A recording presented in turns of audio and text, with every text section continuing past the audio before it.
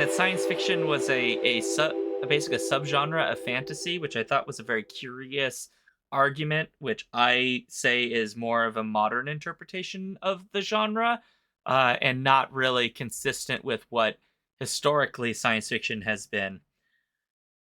So I think they're wrong. But I also would assert that Mary Shelley is not the first science fiction writer, which is definitely a hot take. Yes, that is a hot take. It is, but it's correct. All right, who was the first then? There is no first. I actually really personally despise whenever we talk about things that are developed over time and through lots of different people, when we just like say this was the first person to do it, because it sort of erases all of the effort of all the other voices that were attempting to who were participating in that. Right. So I don't actually think there's a first. I think there are many proto science fiction writers, and then there's like an era when science fiction comes into what we would think of science fiction, which is like roughly the 1920s, 1930s, and that's preceded by like a century of various kinds of writing that is sort of kind of SF, but not really, is interested in different things, and then so there isn't really a first. There are many different people that were participating in that. Yeah. In chat, Carturo says, in his definition of SF, Daedalus is already an SF character thrown into another genre. Yeah. Some people would say Lucian's work from like many centuries before Mary Shelley is the first. I think that's just because it like involves like people going to the moon and there are like people on the moon or whatever. And so they go, oh, look, it's science fiction. But I would argue that is a work that is more aligned with what we would think of as fantasy than science fiction. What would you think? Like Castle of Otranto is more fantasy. Which one? Castle of Otranto by Horace Walpole. I don't know that one. Oh goodness. Horace Walpole. It is published in 1764. It's certainly a Gothic novel. Yeah, it's listed here as a Gothic. I mean, it's even in the title. Its subtitle is a Gothic story. Cartero's asking if Otranto is this is the foundation of Gothic fiction. I don't know. The Gothic novel is not my forte. Come on, like Wikipedia, stop that. It is generally credited with creating the entire Gothic novel genre, which I just know it is perhaps a major influential work, but the idea that there was nothing before this that could have Gothic components to it is a little absurd to me. Yeah. I wrote a couple papers on this in my undergrad when with my actual British Gothic class. That's pretty interesting. Such a fun class. Yeah, and this is definitely in that Gothic tradition, so it's horror to a degree and fantastical. Right. Interesting. Walpole claims that the novel is, quote, an attempt to blend the two kinds of romance, the ancient and the modern. He defines ancient romance by its fantastic nature, its imagination and improbability, while defining the modern romance as more deeply rooted in literary realism, as in a strict adherence to common life. So yeah, so this is kind of looking at like the romance as being about the fantastical. So like even where you get like the notion of the scientific romance, which would come much later. This is not at all from this period. It's like almost a century later. Well, not quite. Maybe half a century before that emerges. But that's what that's referring to, right? Like I don't mean romance in the classic way. Yeah. Sounds like he discovered magical realism, Carter says in chat. I don't think this is a work that sounds like magical realism. It's got pretty overt supernatural elements. And I'm assuming from your perspective, you would say that it is very fantastical in its approach, Sean. I think so, yes. Yeah, like overt. You would not say that it's subtle or high. No, there's very few subtleties to that piece. It is very overt. Like, hey, this is clearly it. There's ghosts. There's like things walking through the walls. There's a giant helmet that falls on something like out of the sky. So yeah, it's not just like, oh no, like what could the meaning of this be? Nope, it's pretty much right there. Yeah, because sometimes when we talk about like magical realism, we sometimes talk about work where fantastic things are incredibly subdued by reality, but there are things that occur that just defy reason, but they're often never explored or never or really explained or never announced as such. They just are. They just Hmm. exist. Whereas like in this, right, if they're talking about ghosts, that sort of announces it outright. They are admitting that the fantastical entity is a thing that exists. That's not universal to magical realism, but it has been some of my experience in studying of magical realism.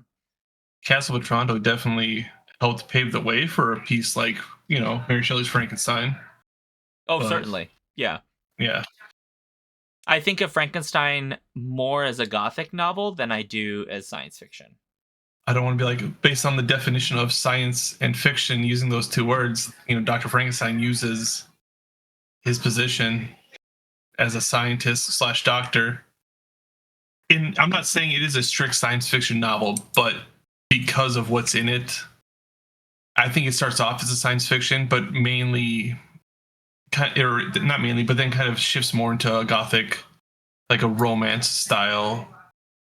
Like, because I feel the romantic aspect of gothic, like just coming through that piece, and obviously, and not romance in the style of what we think of romance now, but just Right. the kind Ancient of, romance, basically what yeah. Walpole calls it. Yeah, yeah.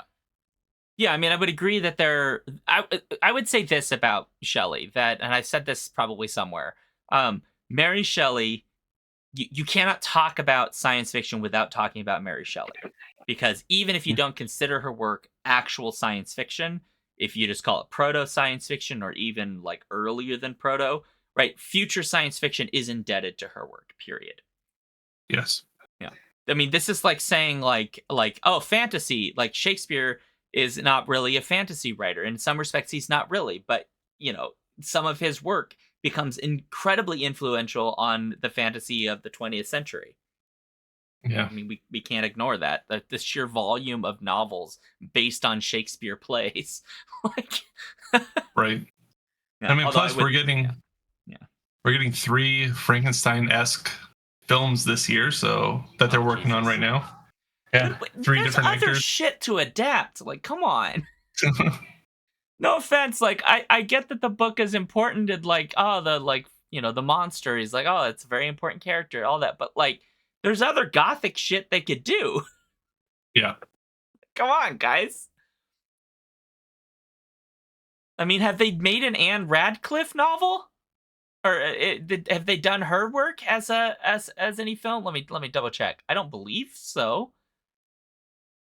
She What? appears as a character in a movie about a completely different novelist. Uh, But like Anne Radcliffe is another that's associated with the Gothic and the supernatural in the late 1700s, if I recall correctly. Right? Is I was trying to find her books, the oh biggest yes, ones. Mystery of Adolfo or Adolfo. Yeah, yeah, the Mysteries of Adolfo, or even like the Castles of Athlin and Dunbayne, which is Hmm. probably not dissimilar to the Walpole. Yeah, there's even one called The Romance of the Forest. Hmm.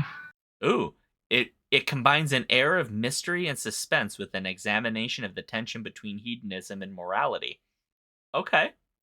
What like is there a reason why her stuff's never been made into it's cuz she's a woman and she's not married to a famous Shelley. Oh, I get it. Okay. Great. No, I don't know if that's actually it. I mean, maybe to some degree that Anne Radcliffe, her work is just not considered as important, perhaps, or I don't know. It's kind of weird to me. Yeah. Very strange. Cartero says there's a ghost in Hamlet and witches in Macbeth, and whatever the hell is going on in Midsummer Night's Dream, it's indisputably fantasy. Yeah, I want to be clear. I do think that Shakespeare is, in fact, a fantasy writer. I just Hmm. think that some people might define him as not. But I think of fantasy as a much older genre than science fiction by literally by centuries, by well, almost a millennia, because the fantastic or fantasy, all of its major forms before the modern era, since like the late 1800s, almost all of those forms have been standardized and common for most of human history. like the fable, the folk tale. All of these kinds of things are common and endemic within fantasy. Um, and then even like you have a whole era of Gothic novels, which are fantasies. They're just dark fantasies or perhaps horror, or the supernatural. And that there's just a lot more in I mean, for heaven's sakes, there's literally epics, fantasy epics going back to, ancient Greece and all of these kinds of things. You just Yeah. don't have that with science fiction, but to some degree, that's because science fiction is incredibly indebted to the Industrial Revolution. Mhm.